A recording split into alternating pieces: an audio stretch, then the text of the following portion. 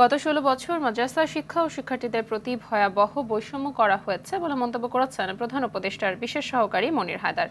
তিনি আরও বলেন, মাদ্রাসা পড়ুয়াদের দ্বিতীয় শ্রেণীর নাগরিক হিসেবে অপমান, অপদস্থ ও নাজেহাল করা হয়েছে বিগত সরকারের আমলে। দুপুরে সুনামগঞ্জের ছাতক উপজেলার গোবিন্দনগর ফজলিয়া ফাজিল মাদ্রাসায় শিক্ষার্থীদের মাঝে ল্যাপটপ বিতরণ ও বৃক্ষরোপণ কর্মসূচির উদ্বোধনকালে এসব কথা বলেন তিনি।